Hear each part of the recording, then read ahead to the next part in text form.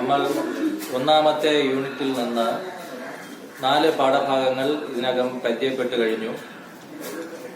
എഴുത്തകം എന്നുള്ള യൂണിറ്റിൽ നിന്ന്, ഒന്നാമത്തെ യൂണിറ്റിൽ നിന്ന്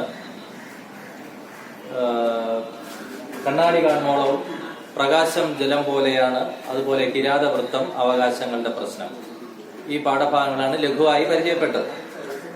അപ്പൊ അതിൽ കഴിഞ്ഞ ക്ലാസ്സിൽ നിങ്ങൾ ഓർക്കുന്നുണ്ടാവും, ആദ്യത്തെ 2 പാഠങ്ങളിൽ നിന്നുള്ള പ്രധാനപ്പെട്ട ചോദ്യോത്തരങ്ങൾ എങ്ങനെയാണ് എഴുതേണ്ടത് എന്നുള്ളതിനെ കുറിച്ചായിരുന്നു നമ്മൾ ചർച്ച ചെയ്തത്. ഇന്ന് നിങ്ങളുടെ ഈ യൂണിറ്റിൽ വളരെ പ്രധാനപ്പെട്ട ഒരു പാഠമായ കിരാതവൃത്തം എന്ന കവിതയിൽ നിന്നും, അതുപോലെ തന്നെ അവകാശങ്ങളുടെ പ്രശ്നം എന്ന കഥയിൽ നിന്നും ചോദിക്കാവുന്ന ചോദ്യങ്ങളും അവയ്ക്ക് എങ്ങനെയാണ് ഉത്തരം എഴുതേണ്ടതും എന്നുള്ളതിനെ കുറിച്ചുള്ള ഒരു ലഘു വിവരണം തരാമെന്നാണ് ഉദ്ദേശിക്കുന്നത്.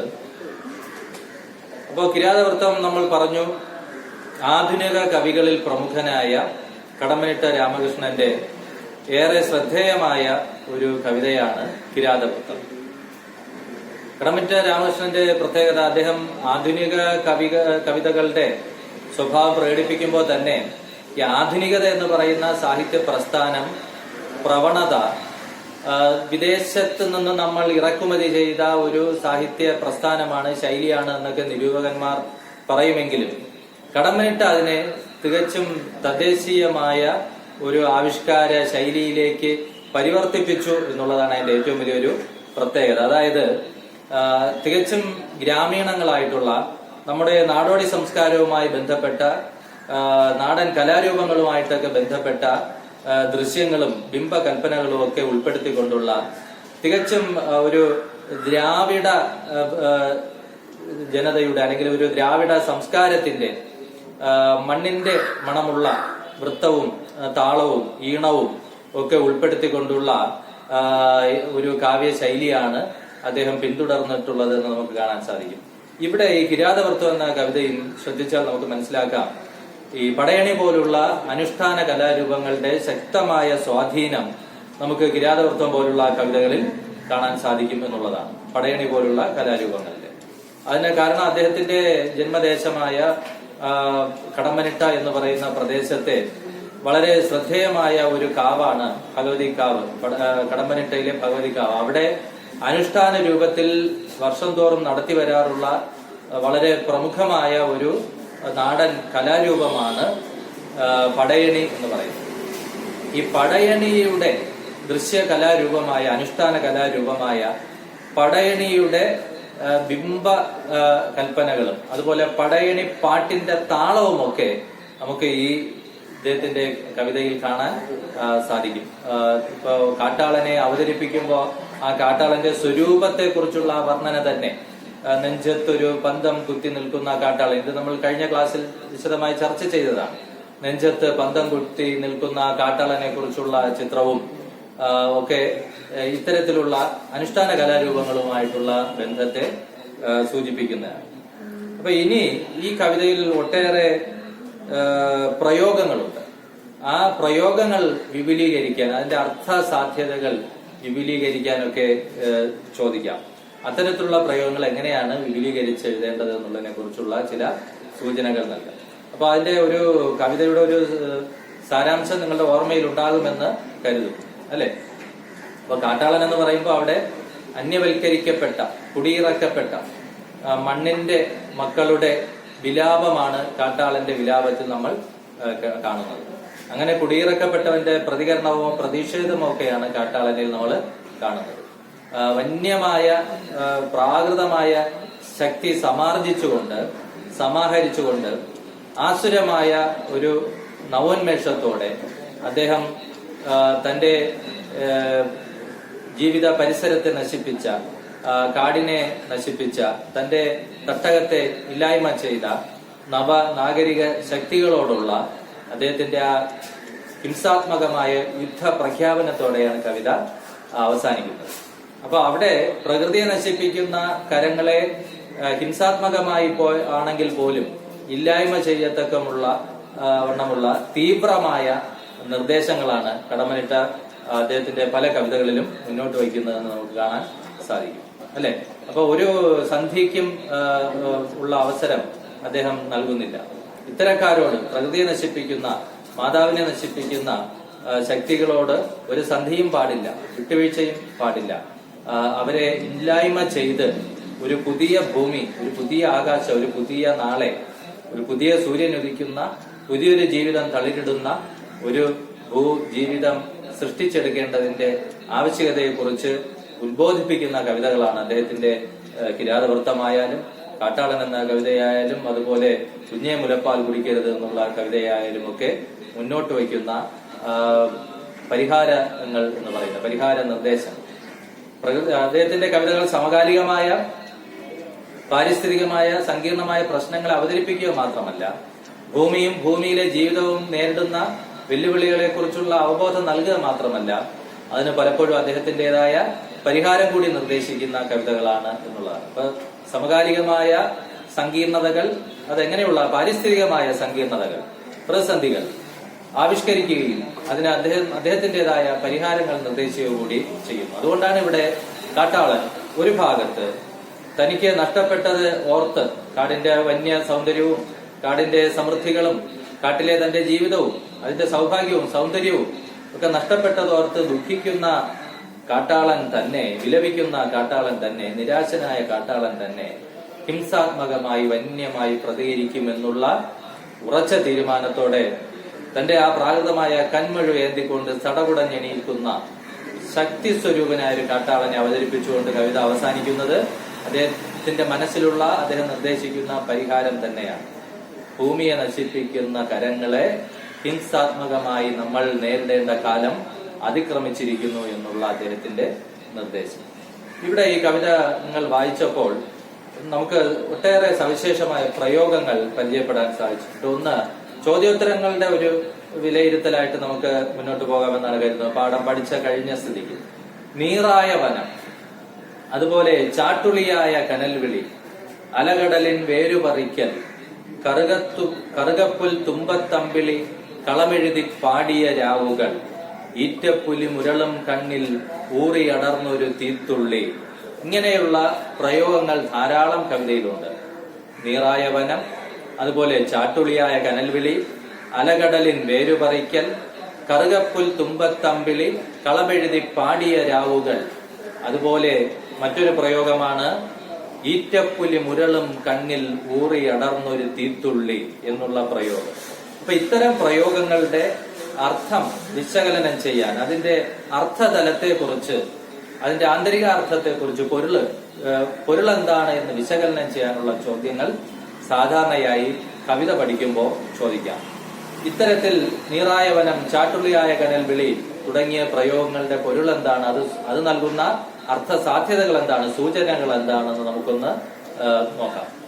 അപ്പൊ ഇതൊക്കെ തന്നെ, അപ്പൊ ഇദ്ദേഹത്തിന്റെ കടമ്മനിട്ടയുടെ കവിതകളുടെ ഒക്കെ ഏറ്റവും വലിയൊരു സവിശേഷത അതിന്റെ പ്രയോഗങ്ങളാവട്ടെ ബിംബകൽപ്പനകളാവട്ടെ അവയൊക്കെ തന്നെ തനി നാടനായിട്ടുള്ള പ്രയോഗങ്ങളുടെ ഒരു ചൂടും ചൂരും ഒക്കെ ഉള്ള കവിതകളാണ് കടമ്പനിട്ട കവിതകളെന്ന് നമുക്ക് കാണാൻ സാധിക്കും. ഇവിടെയും ശരിയാണ്. നീറായ വനം എന്ന് പറയുമ്പോഴും ചാട്ടുളിയായ കനൽവിളി എന്ന് പറയുമ്പോഴും അലകടലിൻ വേലുപറിക്കൽ എന്ന് പറയുമ്പോഴും ഒക്കെ തനി നാടൻ പ്രയോഗങ്ങളായിട്ട് നമുക്ക് കാണാൻ സാധിക്കും. ഒരു ദ്രാവിഡ മട്ടിലുള്ള ശൈലികളും പദപ്രയോഗങ്ങളും ഒക്കെ അതിന്റെ ഒരു ശക്തിയും സൗന്ദര്യവുമാണ് കൂടുതലായിട്ട് അദ്ദേഹം കവിതയിൽ ബിംബകൽപ്പനയിലും മറ്റും ആശ്രയിക്കുന്നത്. ഇവിടെ അതുപോലെ തന്നെയാണ്. ആ ഒരു ആദിമ സംസ്കാരത്തിന്റെ ഓർമ്മയുണർത്തുന്ന പ്രയോഗങ്ങൾ, കടമ്മനിട്ട കവിതകളിൽ ധാരാളമാണ്. ഇവിടെയും അത് ധാരാളമാണ്. ഇവിടെ നീറായ വനം എന്നതുകൊണ്ട് ഉദ്ദേശിക്കുന്നത് അതാണല്ലോ നമ്മൾ ആദ്യം പറഞ്ഞ ഒരു ഉദാഹരണമായിട്ട് വിശകലനം ചെയ്യാൻ പറഞ്ഞ പ്രയോഗം, നീറായ വനം.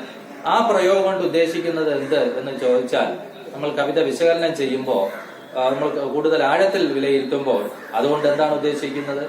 നവനാഗരിക ശക്തികൾ അവരുടെ ജീവിതം തളിരണിയിക്കുന്നതിന് വേണ്ടി, അവരുടെ ജീവിതം കൂടുതൽ സുഖലോലുപമാക്കി തീർക്കുന്നതിന് വേണ്ടി, പരിഷ്കൃതമോ ആധുനികമോ ആക്കി തീർക്കുന്നതിന് വേണ്ടി വെണ്ണീറാക്കപ്പെട്ട, നശിപ്പിക്കപ്പെട്ട, ചുട്ടരിച്ച കാടിന്റെ ദയനീയമായ ചിത്രം നമ്മുടെ മനസ്സിലേക്ക് കൊണ്ടുവരാൻ പര്യാപ്തമാണ് ആ അർത്ഥം ഉൾക്കൊള്ളുന്ന ഒരു പ്രയോഗമാണ് നീറായ വനം എന്നുള്ള പ്രയോഗം. നീറായ വനം എന്ന് പറഞ്ഞാൽ വെണ്ണീറാക്കപ്പെട്ട വനം, ചാരമാക്കപ്പെട്ട വനം. അപ്പൊ ആ ഒരു പ്രയോഗത്തിന്റെ പിന്നിൽ ഇത്രയും കാര്യങ്ങളുണ്ട്. ആരാണ് വനത്തെ വെണ്ണീറാക്കിയത്? നാഗരിക ശക്തികൾ, പരിഷ്കൃത ശക്തികൾ, വികസനത്തിന്റെ ശക്തികൾ, ആധുനിക ശക്തികൾ. എന്തിനു വേണ്ടിയിട്ട്? അവരുടെ സ്വാർത്ഥ താല്പര്യങ്ങൾക്ക് വേണ്ടിയിട്ട്, പദ്ധതികൾക്ക് വേണ്ടി. അതൊക്കെ നമ്മൾ ചർച്ച ചെയ്തതാണ് പാഠഭാഗം പഠിച്ചപ്പോൾ. പദ്ധതികൾക്ക് വേണ്ടി, അണക്കെട്ടുകൾക്ക് വേണ്ടി, വിമാനത്താവളങ്ങൾക്ക് വേണ്ടി. അതായത് പരിഷ്കൃത ജനത അവരുടെ ജീവിതം സുഖകരവും കൂടുതൽ ക്ഷേമകരവും ഒക്കെ ആക്കി തീർക്കുന്നതിന് വേണ്ടി തെറ്റായ വികസന സങ്കല്പങ്ങളുടെ പേരിൽ ഇന്നത്തെ ലാഭമോ സുഖമോ മാത്രം നോക്കിക്കൊണ്ട് ഭാവിയെക്കുറിച്ച് കാണാതെ, ഭാവി ജീവിതത്തെക്കുറിച്ച് കാണാതെ വെണ്ണീറാക്കപ്പെടുന്ന വനത്തിന്റെ ദയനീയ ചിത്രമാണ് നീറായ വനം എന്ന പ്രയോഗം നമ്മുടെ മനസ്സിൽ സൃഷ്ടിക്കുന്നത്. അത് തരിശാക്കപ്പെട്ട, ചാരമാക്കപ്പെട്ട കാടിനെ കുറിച്ചുള്ള ഒരു സൂചന, അല്ലെങ്കിൽ നശിപ്പിക്കപ്പെട്ട കാട്ടിലെ ആവാസ വ്യവസ്ഥയെ കുറിച്ചുള്ള ഒരു സൂചന നമ്മുടെ മനസ്സിലേക്ക് കൊണ്ടുവരും. ഇപ്പൊ നീറായ വനം എന്നുള്ളത് നമ്മുടെ തന്നെ ഭൂവാസികളുടെ എല്ലാം ആത്യന്തികമായ നാശത്തെ കുറിച്ചുള്ള സൂചന കൂടിയായി മാറും. അപ്പൊ നോക്കൂ, ഒരു പ്രയോഗം, നീറായ വനം എന്നൊരു പ്രയോഗം ഇത്രയും വിപുലമായ അർത്ഥ സാധ്യതകൾ ഉൾക്കൊള്ളുന്നു എന്നുള്ളതാണ്, അല്ലെ?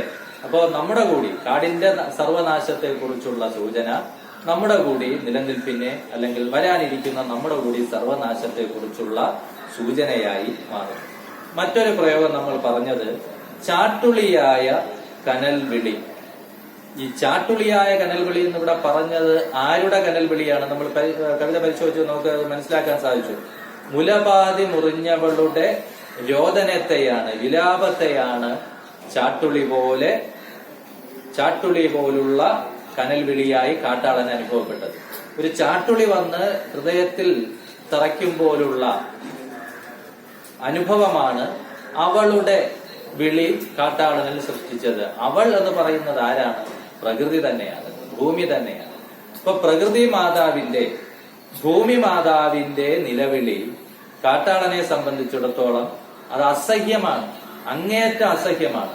ആ അങ്ങേയറ്റത്തെ അസഹ്യതയെ സൂചിപ്പിക്കുന്ന പ്രയോഗമാണ് ചാട്ടുളി പോലുള്ള കനൽവിളി. കാരണം അത് പ്രകൃതിയുടെ നിലവിളിയാണ്, സർവനാശത്തിലേക്കുള്ള നിലവിളിയാണ്. തന്റെ കൂടി പ്രകൃതിയുടെ നാശം, മണ്ണിന്റെ നാശം, ഭൂമിയുടെ നാശം തന്റെ നാശമാണെന്ന് കാട്ടാളന് നന്നായിട്ടറിയാം.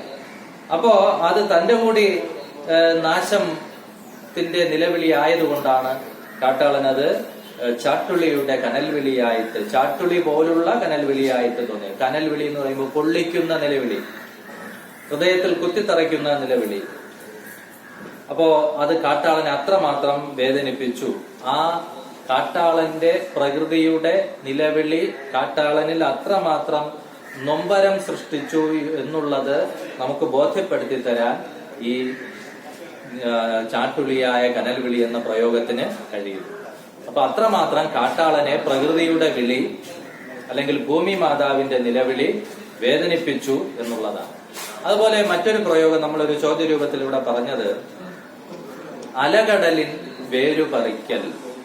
അലകടലിന്റെ വേരുപറിക്കൽ അതും സവിശേഷമായൊരു പ്രയോഗമാണ്. കാരണം കാട്ടാളൻ കടലിന് മീതെ, അല്ലെ, കടലിന്റെ വേര് പോലും പറിച്ചെടുക്കാൻ, വിശാലമായ ആഴമുള്ള പരപ്പുള്ള കടലിനെ എന്ന് പറയുമ്പോൾ ആ കാട്ടാളന്റെ രൗദ്രഭാവത്തിന്റെ തീവ്രത നമ്മുടെ മനസ്സിലേക്ക് കൊണ്ടുവരും. കടലിന് മീതെ അലറുകയും കടലിന്റെ വേര് പറിക്കാൻ കുതറുകയും ചെയ്യുന്നു കാട്ടാളൻ. ആ കാട്ടാളന്റെ രൗദ്രഭാവങ്ങളൊക്കെ തന്നെ പ്രകടിപ്പിക്കാൻ, നമുക്ക് മനസ്സിലാക്കാൻ ഈ പ്രയോഗത്തിന് സാധിക്കുന്നു. ആർത്തലച്ചു വരുന്ന വിപുലമായ, വിശാലമായ, ആഴമുള്ള ഒരു കടലിനെ വേരോടെ പിഴുതെറിയാൻ പോകുന്ന ശക്തി കാട്ടാളൻ സമാഹരിച്ചു എന്ന് പറയുമ്പോൾ അത്രമാത്രം വന്യമായ, ആസുരമായ ശക്തി സമാഹരിക്കുകയാണ് കാട്ടാളൻ. എന്തിനു വേണ്ടി? അത്രമാത്രം വിലപ്പെട്ട ഒന്നിനെ തന്നെയാണ് തനിക്ക് അതിലൂടെ തിരിച്ചു പിടിക്കേണ്ടത്. ആ വിലപ്പെട്ടത് എന്താണ്? തന്റെ ജീവിതം തന്നെയാണ്. കാടിനെ തിരിച്ചു പിടിക്കുക, കാടിനെ നശിപ്പിച്ചവരോട് പ്രതികാരം ചെയ്യുക. കാടിനെ തിരിച്ചു പിടിക്കുക എന്ന് പറഞ്ഞാൽ കാട്ടാളനെ സംബന്ധിച്ചിടത്തോളം തന്റെ ജീവിതത്തെ തിരിച്ചു പിടിക്കുക. ആ ജീവന്റെ വിലയുള്ള ആ കാട് തിരിച്ചു പിടിച്ചാൽ മാത്രമേ തനിക്കിനി നിലനിൽപ്പ് ഉള്ളൂ. അത്രമാത്രം ശക്തി അതിനാവശ്യമാണ്. അത്രമാത്രം ശക്തിയോടെ കാട്ടാളൻ തിരിച്ചുപിടിക്കലിന് വേണ്ടി തിരിച്ചറിവോടെ എന്ത് ചെയ്യുന്നു? ശക്തി സമാർജിക്കുന്നു. ആ കാട്ടാളന്റെ ശക്തി സമാർജനത്തിന്റെ തീവ്രതയും അതിന്റെ ഒരു വിപുലതയും വെളിപ്പെടുത്തി തരാൻ അലകടലിൻ വേരുപറിക്കൽ എന്ന പ്രയോഗത്തിന് കഴിയുന്നു. അതുപോലെ നമ്മൾ പറഞ്ഞ മറ്റൊരു പ്രയോഗം കറുകപ്പുൽ തുമ്പത്തമ്പിളി കളമെഴുതി പാടിയ രാവുകൾ. വളരെ ഹൃദയസ്പർശിയായ മനോഹാരിതയുടെ ഒരു ദൃശ്യം നമ്മുടെ മനസ്സിലേക്ക് കൊണ്ടുവരുന്ന ഒരു പ്രയോഗമാണ്. കറുകപ്പുൽ തുമ്പത്തമ്പിളി കളമെഴുതി പാടിയ രാവുകൾ. സുന്ദരമായ ഒരു സായം സന്ധ്യയെ കുറിച്ചുള്ള, രാവിനെ കുറിച്ചുള്ള ചിത്രം നമ്മുടെ മനസ്സിലേക്ക് വരുന്നു. കാട്ടാളൻ വളരെ ആസ്വദിച്ച് കഴിഞ്ഞു പോന്ന കാടിന്റെ രാവുകൾ, സൗന്ദര്യമുള്ള രാവുകൾ അല്ലെ. ആകാശത്ത് നിൽക്കുന്ന അമ്പിളി കളമെഴുതാൻ തെരഞ്ഞെടുത്തത് ഇന്ന് ഭൂമിയിലെ ഒരു കറുകപ്പുൽ തുമ്പിനെയാണ്. ആ ഭൂമിയിൽ വിടർന്നു നിൽക്കുന്ന ആ ഒരു ചെറിയ പുഷ്പമായ കറുകപ്പുല്ലിന്റെ തുമ്പിൽ പോലും നിലാവിന് എന്ത് രചിക്കാൻ, കളം രചിക്കാൻ കഴിയുന്നു എന്നുള്ളതാണ്. അപ്പൊ തന്നെ നമുക്ക് അവിടെ ആകാശത്തിലെ അമ്പിളി ഭൂമിയിലെ ഒരു പുൽക്കൊടിയിൽ കളമെഴുതുന്നു, മനോഹരമായ ചിത്രം വരയ്ക്കുന്നു, നിലാവ് കൊണ്ടുള്ള ചിത്രം അല്ലെ, നിഴലും വെളിച്ചവും ചേർന്നുള്ള ചിത്രം വരയ്ക്കുന്നു എന്ന് പറയുമ്പോൾ തന്നെ മണ്ണും വിണ്ണും തമ്മിലുള്ള ആ മനോഹരമായ ഒരു പാരസ്പര്യത്തിന്റെ ചിത്രം കൂടി നമ്മുടെ മനസ്സിലേക്ക് കടന്നു വരുന്നു. ഒപ്പം കളമെഴുത്തും പാട്ടും പോലുള്ള നമ്മുടെ അനുഷ്ഠാന കലാരൂപത്തെയാണ്, അതിന്റെ ഓർമ്മകളാണ് നമ്മുടെ മനസ്സിലേക്ക് കൊണ്ടുവരുന്നത് അല്ലെ. കളമെഴുത്തും പാട്ടെന്ന് പറയുന്ന ഒരു കലാരൂപം ഉണ്ടല്ലോ, ഈ ബഹുവർണ്ണ പൊടികൾ ഉപയോഗിച്ചുകൊണ്ടുള്ള ഒരു ചിത്രം രചന തറയിൽ, ഭൂമിയിൽ, അതിന്റെ ഒരു ഓർമ്മയും നമ്മുടെ മനസ്സിലേക്ക് കൊണ്ടുവരുന്നുണ്ട്. അപ്പൊ ഭൂമിയിൽ ഒരു കറുകപ്പുല്ലിന്റെ തുമ്പിൽ പോലും കളമെഴുതാൻ ആകാശത്തെ അമ്പിളിക്ക് കഴിയുന്നു. മണ്ണും വിണ്ണും തമ്മിലുള്ള പാരസ്പര്യത്തിന്റെ മനോഹരമായ ഒരു ചിത്രം നമുക്കവിടെ കിട്ടുന്നു. അപ്പോ നഷ്ടപ്പെട്ട് തിരികെ പിടിക്കാൻ ശ്രമിക്കുന്ന കാട്ടാളനെയാണല്ലോ നമ്മളിവിടെ കാണുന്നത്. അതുമായി ബന്ധപ്പെട്ട പ്രയോഗമാണ് നമ്മൾ അടുത്ത് പറഞ്ഞത്. ഈറ്റപ്പുലി മുരളും കണ്ണിൽ ഊറിയടർന്നൊരു തീത്തുള്ളി. അപ്പൊ ഈ പ്രയോഗത്തിന്റെ ഈറ്റപ്പുലി മുരളുന്ന കണ്ണ്, ആ കണ്ണിൽ ഊറിയടർന്ന തീത്തുള്ളി, ഈ പ്രയോഗത്തിന്റെ അർത്ഥസാധ്യത എന്താണെന്ന് ചോദിച്ചാൽ കാട്ടാളനിൽ ജ്വലിക്കുന്ന പ്രതികാരാഗ്നിയുടെ തീവ്രതയെ തന്നെയാണ് ഈ പ്രയോഗം വെളിപ്പെടുത്തുന്നതെന്ന് നമുക്ക് കാണാൻ സാധിക്കും. കാട്ടാളന്റെ കണ്ണുകളിൽ ഈറ്റപ്പുലിയുടെ മുരൾച്ചയാണ്. ഈറ്റപ്പുലി പ്രസവിച്ചു കിടക്കുന്ന പുലി. അപ്പൊ അത്രമാത്രം വന്യത അതിനുണ്ട്. വാത്സല്യഭാവമാണ് ആ ഈറ്റപ്പുലിക്കുള്ളത് അല്ലെ. പെറ്റുകിടക്കുന്ന പുലി എന്ന് പറയുമ്പോൾ അത് വന്യജീവിയാണെങ്കിലും വാത്സല്യവും സ്നേഹവുമാണ് തന്റെ കുഞ്ഞിനോടുള്ള. അപ്പൊ കാട്ടാളനും അത് തന്നെയാണ്. തന്നെ വാത്സല്യപൂർവ്വം പോറ്റിയ ഭൂമിയെ, കാടിനെ തിരികെ പിടിക്കേണ്ടത്, സംരക്ഷിക്കേണ്ടത് തന്റെ കടമയാണ്. കാട്ടാളന്റെ കണ്ണിൽ ആ സ്നേഹവാത്സല്യങ്ങൾ കൊണ്ടുള്ള, പ്രകൃതിയോടുള്ള സ്നേഹവാത്സല്യങ്ങൾ കൊണ്ടുള്ള, തന്റെ അടുത്ത തലമുറയ്ക്കും ഈ മണ്ണിൽ പുലരേണ്ടതാണ്, ഈ കാട്ടിൽ പുലരേണ്ടതാണെന്നുള്ള തന്റെ അടുത്ത തലമുറയോടുള്ള സ്നേഹവാത്സല്യങ്ങൾ കൊണ്ടുള്ള എന്താണ്, പ്രതികാരാജ്ഞിയാണ് ജ്വലിക്കുന്നത്. അപ്പോൾ പിന്നെ ഇത്തരം പ്രയോഗങ്ങളല്ലേ അനുയോജ്യമാകൂ. ഈറ്റപ്പുലി മുരളുന്ന കണ്ണിൽ എന്ന് പറയുമ്പോൾ അത്രമാത്രം പ്രതികാര ജ്വാല കാട്ടാളനിൽ ആളിപ്പടരുന്നുണ്ട്. അങ്ങനെയുള്ള പ്രതികാരാഗ്നിയോടെ ഉരുളും കണ്ണിൽ ഊറിയടർന്നൊരു തീത്തുള്ളി.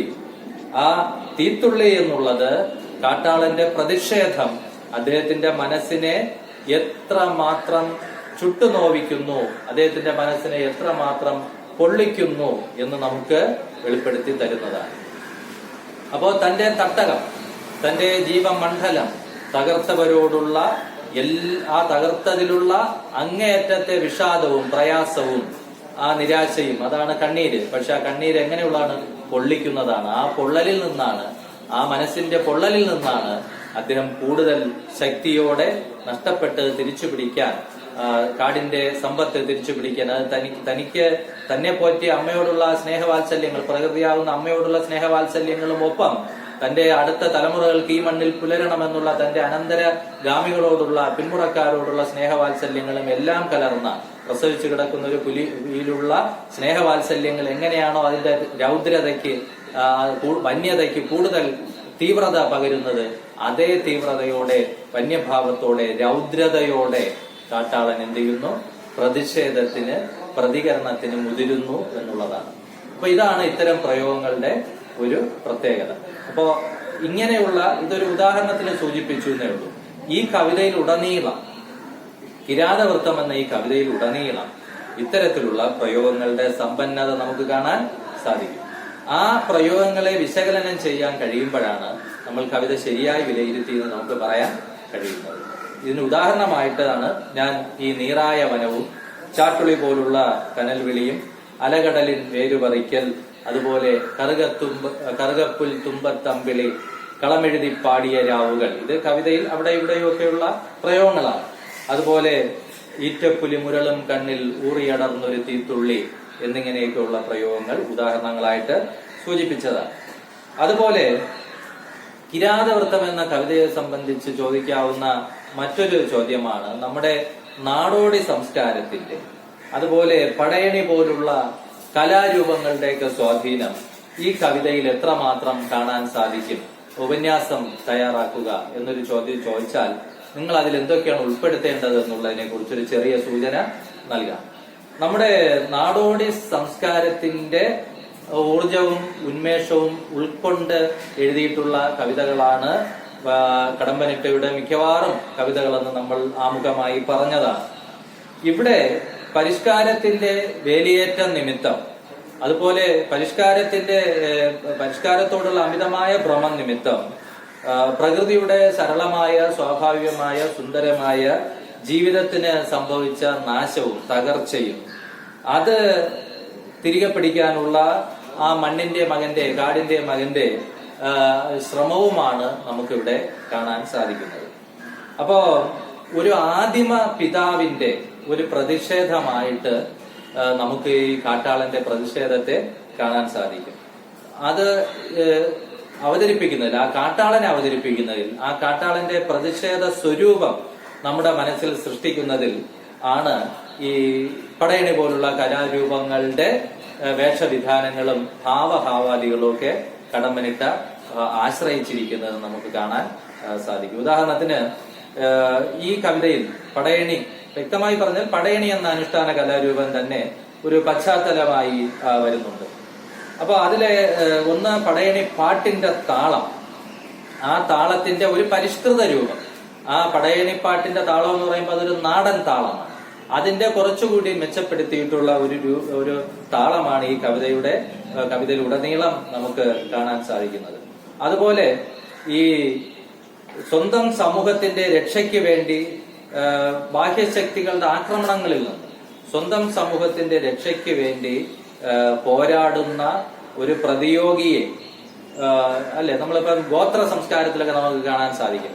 ഈ ഗോത്ര തലവന്റെ കടമയാണ് സ്വന്തം ജനതയെ മറ്റ് ബാഹ്യശക്തികളിൽ നിന്ന് സ്വന്തം ഗോത്രത്തെ രക്ഷിക്കുക എന്നുള്ളത്.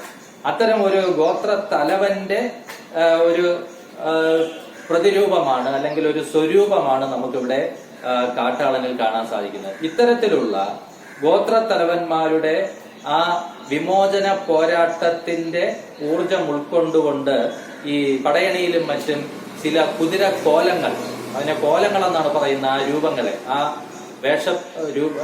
വേഷം കെട്ടിവരുന്ന ആ രൂപങ്ങളെ കോലങ്ങൾ എന്ന് പറയാറുണ്ട്. നമ്മൾ കഥകളിയിലൊക്കെ കാണുന്നത് പോലുള്ള ആ രൂപങ്ങൾ, ഈ കുതിരക്കോലങ്ങളുടെയൊക്കെ ഒരു സാമ്യം നമുക്കിവിടെ ഈ കാട്ടാളനിൽ കാണാൻ സാധിക്കും. അതായത് ഒരു ഗോത്രത്തലവൻ എങ്ങനെയാണോ തന്റെ ഗോത്രത്തിൽ ഉൾപ്പെട്ടവരെ ബാഹ്യശക്തികളിൽ നിന്ന് രക്ഷിക്കുന്നത്, ആ ഒരു കടമയും ഉത്തരവാദിത്വവും ആ വാത്സല്യ ഭാവവും ഒക്കെയാണ് വനത്തെ നശിപ്പിക്കുന്ന അന്യശക്തികളിൽ നിന്ന് വനത്തെ മോചിപ്പിക്കാൻ വേണ്ടിയുള്ള കാട്ടാളന്റെ ശ്രമങ്ങളിൽ നമുക്ക് കാണാൻ സാധിക്കുന്നത്.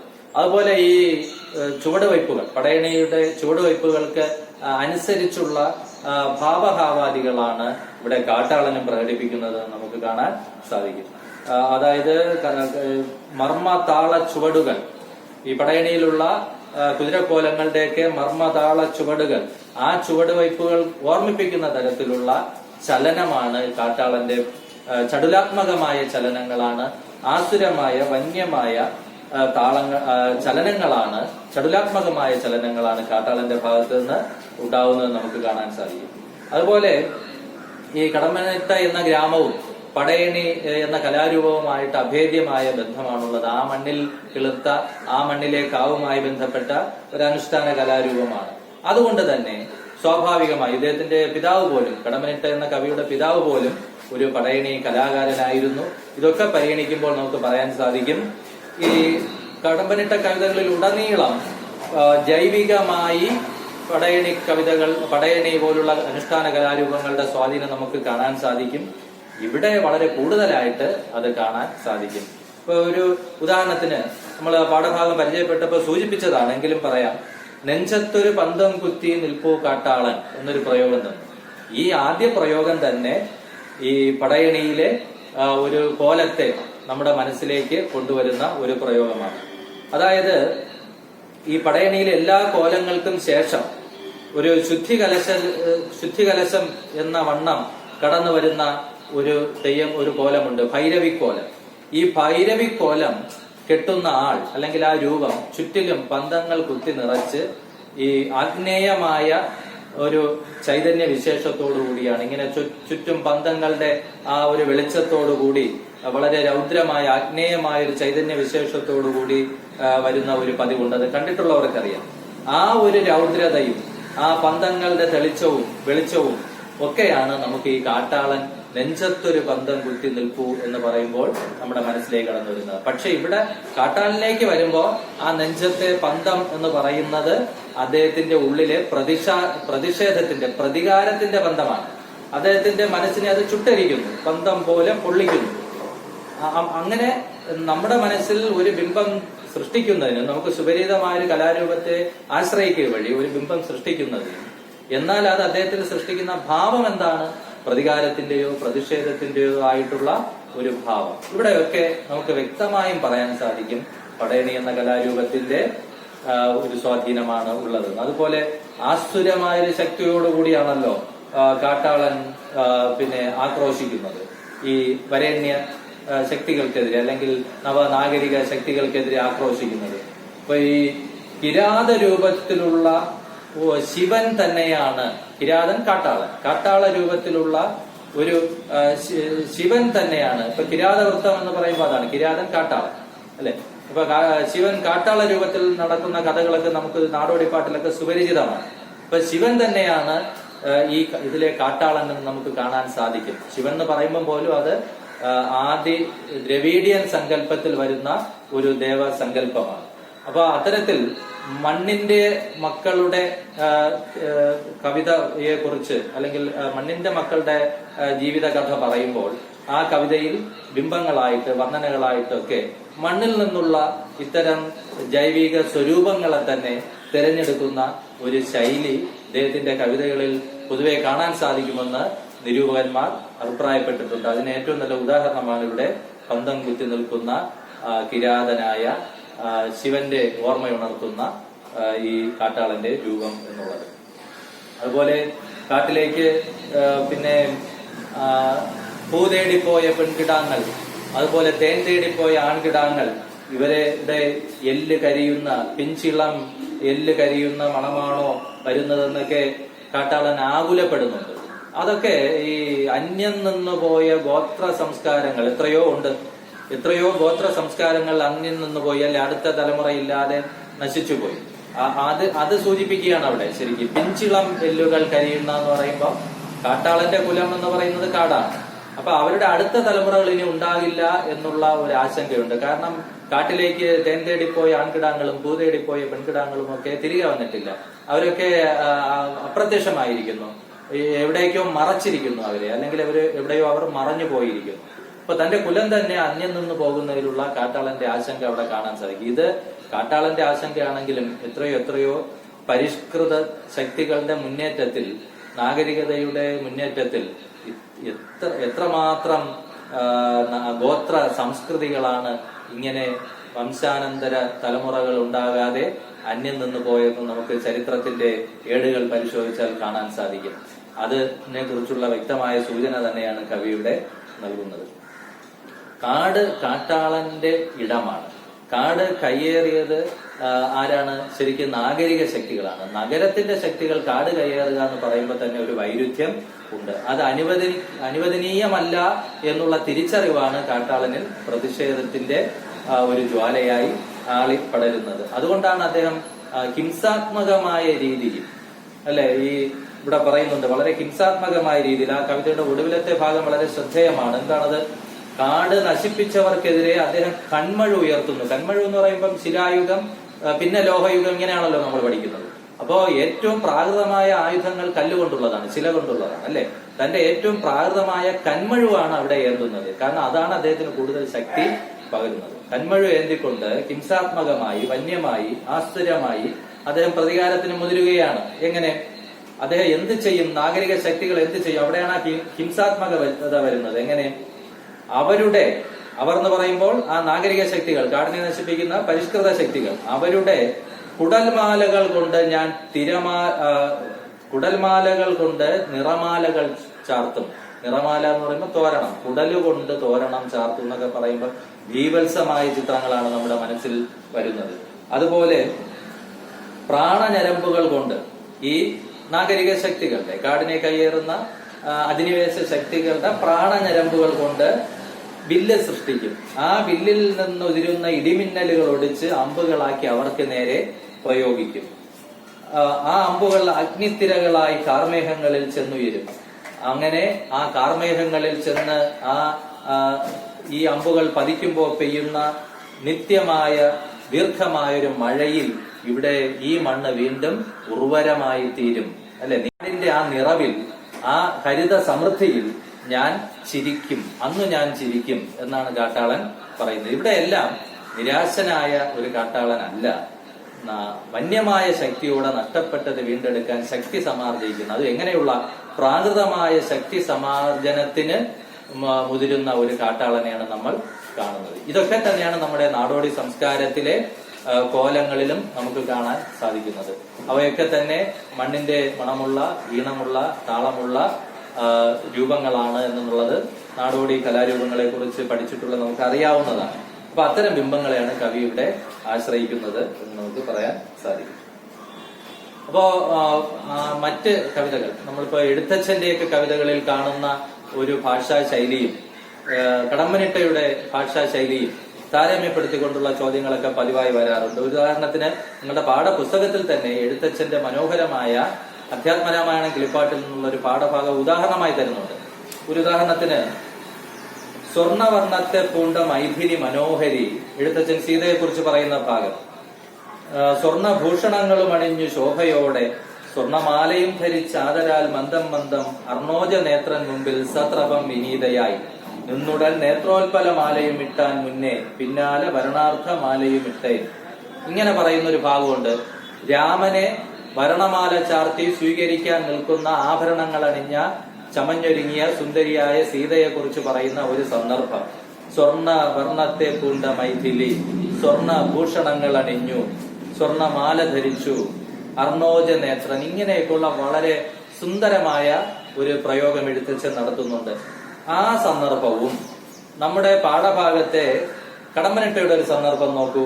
കണയേറ്റ കരിമ്പുലി പോലെ, ഉരുൾപൊട്ടിയ മാമല പോലെ, ഉലകാകെ ഉലയ്ക്കും മട്ടിൽ അലറി കാട്ടാളൻ, അലകടലിൻ വേരു പറിക്കാൻ കുതറി കാട്ടാളൻ. ഈ രണ്ട് കാവ്യശകലങ്ങൾ വായിച്ചപ്പോഴുള്ള വ്യത്യാസം ആ താളത്തിൽ തന്നെ നിങ്ങൾക്ക് മനസ്സിലായി കാണും, അല്ലെ? എഴുത്തച്ഛന്റെ കാവ്യഭാഷയിൽ നിന്ന് കടമ്പനിട്ടയിലേക്ക് വരുമ്പോൾ ആ വലിയ പരിണാമം നമുക്കിവിടെ കാണാൻ സാധിക്കും. കാലാനുസൃതമായ ഒരു സ്വാഭാവികമായ മാറ്റമാണ് അതല്ലേ? എഴുത്തച്ഛന്റെ കവിത കൂടുതൽ എങ്ങനെ ഒരു ആഠ്യത്വമുള്ള, സംസ്കൃത സ്വാധീനമുള്ള ഒരു മനോഹരമായ സന്ദർഭങ്ങളും പദങ്ങളും ഒക്കെ ഉപയോഗിച്ചുകൊണ്ട് സീതയുടെ വിവാഹത്തെ സംബന്ധിച്ച ആ മനോഹരമായ സന്ദർഭമല്ലേ, അതിനനുസരിച്ചുള്ള വാക്കുകളാണ് തിരഞ്ഞെടുക്കുന്നത്. കാരണം രാമനെ സീത സ്വീകരിക്കാൻ പോകുന്ന മനോഹരമായ ഒരു സന്ദർഭത്തിന് ഇണങ്ങുന്ന തരത്തിലുള്ള വാക്കുകളും പ്രയോഗങ്ങളും. അപ്പൊ അതിൽ നിന്ന് അതൊരു ആത്മീയമായ ഒരു പശ്ചാത്തലത്തിന്റെ അവതരണം കൂടിയാണ്, അല്ലെ? രാമന്റെയും സീതയുടെയൊക്കെ സന്ദർഭമായതുകൊണ്ട് ആത്മീയമായ ഒരു പശ്ചാത്തലം കൂടിയാണുള്ളത്. മറിച്ച് ഇവിടെ കടമ്പനിട്ടയിലേക്ക് വരുമ്പോ അങ്ങനെയല്ല. ഇവിടെ പൈതൃകമായത് നഷ്ടപ്പെട്ടതിലുള്ള അമർഷം, അതിന്റെ ഒരു പ്രതികാരം, പ്രക്ഷുബ്ധത ഒക്കെ വരുമ്പോ അസ്വസ്ഥമായ അസ്വസ്ഥമായ മനസ്സിന്റെ അവസ്ഥയെ കുറിച്ച് പറയുമ്പോൾ അതിനനുസരിച്ചുള്ള ചടുലമായ എങ്ങനെയുള്ള ഉരുൾപൊട്ടിയ മാമല പോലെ, അലകടലിൻ വേര് പറിക്കാൻ, അലറി കാട്ടാളൻ, കുതറി കാട്ടാളൻ എന്നൊക്കെ പറയുമ്പോൾ അത് നഷ്ടപ്പെട്ടത് വീണ്ടെടുക്കാൻ ശക്തി സമാഹരിക്കുന്ന ഒരു അവസ്ഥയെ കുറിച്ച് പറയുന്നതാണ്. മറ്റതിൽ ഭക്തിയും, എഴുത്തച്ഛന്റെ ഭാഷയിലേക്ക് വരുമ്പോൾ ഭക്തി, അതുപോലെ തന്നെ എങ്ങനെ പ്രത്യേകിച്ച് ആ കിളിപ്പാട്ട് ശൈലിയുടേതായ ഒരു സംസ്കൃത സ്വാധീനമൊക്കെ ഉള്ള ഒരു ഭംഗി, അതുപോലെ കുറച്ചും കൂടെ മാനകമായ ഒരു ഭാഷ, പരിഷ്കൃതമായ ഒരു ഭാഷയാണ് അവിടെ എഴുത്തച്ഛൻ ഉപയോഗിക്കുന്നത്. ഇവിടെ ദ്രാവിഡമായ ഒരു ശൈലിയുടെ സ്വാധീനം കാണുമ്പോൾ കുറച്ചും കൂടെ ഒരു മാനകമായ സംസ്കൃത സ്വാധീനമുള്ള ഒരു ഭാഷയാണ്. നമുക്ക് അർണോജം, സമുദ്രം, സംസ്കൃതമല്ലേ, അപ്പൊ അങ്ങനെയുള്ള ഒരു ശൈലിയാണ് നമുക്ക് അവിടെ കാണാൻ സാധിക്കുന്നത്. താളക്രമത്തിലും ഉണ്ട് ആ ഒരു വ്യത്യാസവും നമുക്ക് പറയാൻ സാധിക്കും. ഒന്ന്, ദ്രാവിഡ സ്വത്വം പ്രകടിപ്പിക്കുന്ന പദങ്ങളാവുമ്പോൾ മറ്റൊന്ന് കുറച്ചും കൂടെ വരേണ്യമായ ഒരു സംസ്കാരത്തിന്റെ സ്വത്വത്തിനിണങ്ങുന്ന തരത്തിലുള്ള വാക്കുകളും പ്രയോഗങ്ങളുമാണെന്ന് കാണാൻ സാധിക്കും. അപ്പൊ എഴുത്തച്ഛനിൽ നിന്ന് കടമ്മനിട്ട കവിയിലേക്ക് വരുമ്പോൾ ഉണ്ടാകുന്ന സ്വാഭാവികമായ ഭാഷയുടെ പരിണാമത്തെ താരതമ്യം ചെയ്യാൻ ഈ രണ്ട് കാവ്യ സന്ദർഭങ്ങളും സഹായകമാകുന്നുണ്ട്. അത്തരത്തിലൊരു ചോദ്യം നിങ്ങൾക്ക് പ്രതീക്ഷിക്കാവുന്നതാണ്. അപ്പൊ ഇതാണ് ഈ പാഠത്തിലെ പ്രധാനപ്പെട്ട ചോദ്യങ്ങളെ സംബന്ധിച്ചുള്ള വിലയിരുത്തൽ. അത് എങ്ങനെയാണ് അതിന്റെ ഉത്തരം നമ്മൾ സമീപിക്കേണ്ടത് എന്നുള്ളതിനെ കുറിച്ചുള്ള ഒരു വിവരണമാണ് നൽകിയത്. കൂടുതൽ പ്രയോഗങ്ങളും അതുപോലെ ചോദ്യങ്ങൾക്കുള്ള ഉത്തരങ്ങൾ നിങ്ങൾ സ്വയം എഴുതി പരിശീലിക്കേണ്ടതാണ്. ചോദിക്കാൻ സാധ്യതയുള്ള ചോദ്യങ്ങളും അവയ്ക്ക് എങ്ങനെയാണ് നമ്മൾ ഉത്തരം കണ്ടെത്തേണ്ടതും എന്നുള്ളതിനെ സംബന്ധിച്ച സൂചനകളാണ് നൽകിയത്.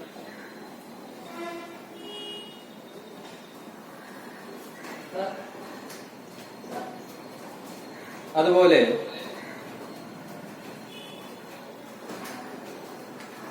പടയണി എന്ന കലാരൂപവുമായിട്ടുള്ള സ്വാധീനം, എഴുത്തച്ഛന്റെ കാവ്യശൈലിയുമായുള്ള ആ വ്യത്യാസം, അതുപോലെ തന്നെ ആധുനിക കവിതകളിൽ നിന്ന് അത് നമ്മൾ സൂചിപ്പിക്കാൻ ഇട്ടതാണ്. ആധുനിക കവിതകളുടെ ഒരു പൊതു സ്വഭാവത്തിൽ നിന്ന് ഈ കടമ്മനിട്ട കവിതകൾ എങ്ങനെ വ്യത്യസ്തമായിരിക്കുന്നു. കടമ്മനിട്ടയും ആധുനിക കവിയാണ്.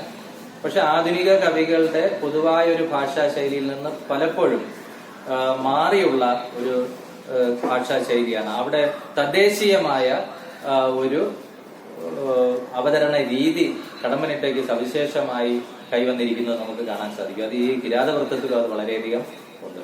ഇപ്പോ ഈ ഒരു ഇറക്കുമതി ചരക്കാണ് ആധുനികത എന്നൊരു വിമർശന നിരൂപകന്മാരൊക്കെ പ്രകടിപ്പിച്ചിട്ടുണ്ട്, അല്ലെ? പാശ്ചാത്യ സാഹിത്യ പ്രസ്ഥാനങ്ങളിൽ നിന്നൊക്കെ നമ്മൾ കടം കൊണ്ടതാണ് ആധുനികത, മോഡേണിസം എന്ന് പറയുന്ന സാഹിത്യ പ്രസ്ഥാനം. പക്ഷെ അതൊരു ഇറക്കുമതി ചരക്കാണെന്നൊക്കെ പറഞ്ഞ് വിമർശകന്മാർ ആക്ഷേപിക്കുമ്പോഴും അതിന് തദ്ദേശീയമായ ഒരു രൂപപരിണാമം നൽകി അവതരിപ്പിക്കുകയാണ് കടമ്മനിട്ട ചെയ്തിട്ടുള്ളത്. അതുകൊണ്ട് തന്നെ ആധുനികമായ ഇതര കവികളിൽ നിന്ന് വ്യത്യസ്തമായ ഒരു ഭാഷാ ശൈലിയാണ് ആധുനികനെങ്കിലും കടമ്മനിട്ടയ്ക്കുള്ളതെന്ന് നമുക്ക് കണ്ടെത്താൻ സാധിക്കും. അപ്പൊ ഇതൊക്കെയാണ് ഈ പാഠഭാഗത്തെ സംബന്ധിച്ച് ചോദ്യോത്തരങ്ങളുടെ കാര്യത്തിൽ പറയാനുള്ളത്. സംശയങ്ങളുണ്ടെങ്കിൽ നിങ്ങൾക്ക് ചോദിക്കാവുന്നതാണ്. ഇല്ലെങ്കിൽ ക്ലാസ്സിൽ പങ്കെടുത്ത എല്ലാവർക്കും നന്ദി, നമസ്കാരം.